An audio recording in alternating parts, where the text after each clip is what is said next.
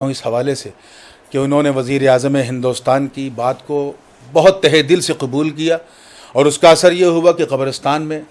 اکا دکا کہیں گھٹنا ہو گئی ہو تو ہو گئی ہو، لیکن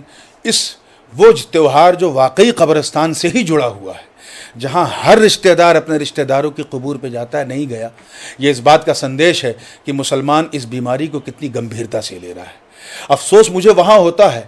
کہ اگر کسی کی لاپرواہی یا کسی کی غلط فہمی یا کسی کے غلط انٹرپریٹیشن سے ایک سماج وشیش سے کوئی چوک ہو جائے یا کوئی مسئلہ ہو جائے تو اس کو ہمارا مین اسٹریم میڈیا اس انداز سے بیان کرتا ہے جیسے کورونا انہوں نے ہی پھیلایا ہے، اور اگر یہ ہوتا تو شبرات میں بھی اس کی پرواہ کوئی نہیں کرتا، کوئی قبرستان میں نہیں گیا۔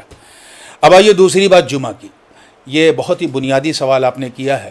اور وہ اس لیے بنیادی ہے کہ جب سے یہ لاک ڈاؤن کی صورتحال نمودار ہوئی ہے تب سے لے کے مسلسل ٹیلی فون کے ذریعے، واٹس ایپ کے ذریعے، سوشل میڈیا پہ لوگ مجھ سے علماء سے پوچھ رہے ہیں۔ یہ بات صحیح ہے، متفق علیہ حدیث بخاری و مسلم کی، حضور نبی کریم صلی اللہ علیہ وسلم نے یہ فرمایا کہ اگر کسی نے 3 جمعہ چھوڑا تو اس پر بڑی سخت وعیدیں ہیں، عذاب آخرت اس کی بڑی خطرناک ہے، اللہ کی بارگاہ میں اس کی پرسش ہوگی۔ لیکن یہاں یہ بات سوچنے والی ہے کہ سرکار نے فرمایا بغیر کسی عذر شرعی کے اگر اس نے چھوڑا، یعنی اس کو کوئی بیماری ہے تو چھوٹ گئی، وہ اس میں داخل نہیں ہے، یا اگر وہ جیل میں ہے، مقید ہے، اس وجہ سے چھوٹ گئی، وہ اس میں داخل نہیں ہے۔ ایسے ہی اگر کسی کے سامنے کوئی عذر شرعی آتا ہے اور اس عذر کی بنیاد پہ اگر اس سے 1 جمعہ نہیں 1000 جمعہ بھی چھوٹ گیا تو اس سے کوئی شرعی مواخذہ نہیں ہوگا۔ یاد رکھیں کہ یہ لاک ڈاؤن بھی ایک بہت بڑی شرعی عذر ہے۔ یہاں 2 وجہ سے ہم مسجد میں نہیں جا پا رہے ہیں۔ ایک تو یہ کہ ہمیں اپنے کو بھی بچانا ہے اور اپنی قوم کو بھی بچانا ہے، اور دوسرا یہ ہے کہ ہمارے ملک کے وزیر اعظم